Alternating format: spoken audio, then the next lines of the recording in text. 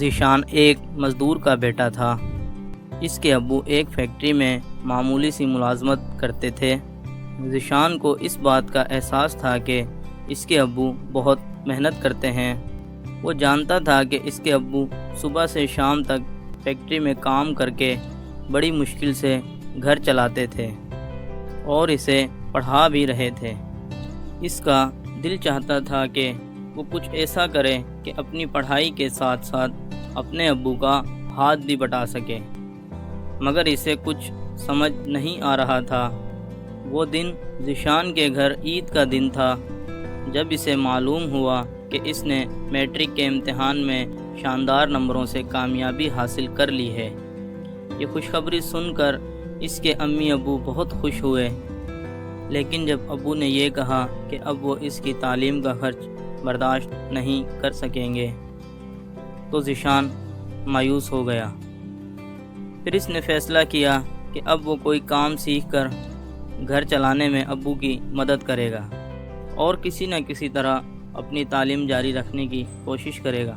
College کے داخلے شروع ہونے والے تھے۔ ایک دن ذیشان کا دوست افتخار اس سے ملنے آیا تو اس نے کہا، میں کالج میں داخلہ لے رہا ہوں۔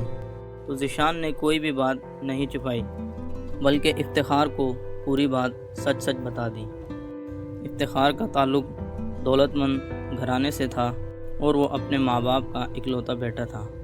چنانچہ اس نے ذیشان سے کہا، تم فکر نہ کرو، میں تمہارے لیے کچھ نہ کچھ ضرور کروں گا۔ شام کو افتخار کے ابو گھر واپس آئے تو افتخار نے ان سے بات کی اور انہیں اپنے دوست کا مسئلہ بتایا۔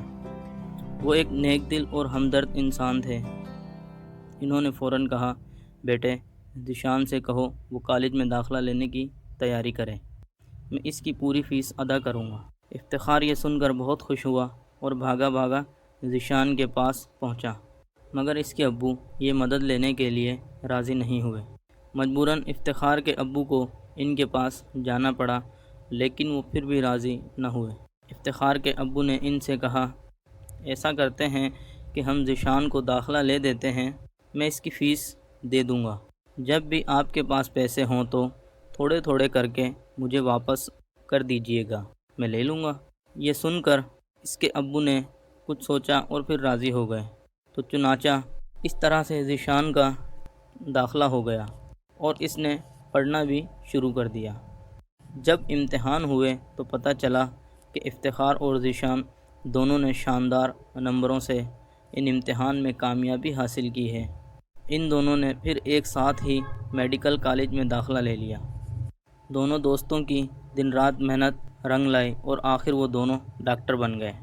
ذیشان نے ڈاکٹر بننے کے بعد افتخار کے ابو کی ساری رقم قسطوں میں ادا کر دی، جو انہوں نے اس کی فیس کی مد میں جمع کروائی تھی۔ آج ذیشان اور افتخار دونوں ہی ڈاکٹر ہیں۔ وہ خاص طور پر غریب مریضوں کا مفت علاج کرتے ہیں، کیونکہ انہوں نے یہ عہد کیا تھا۔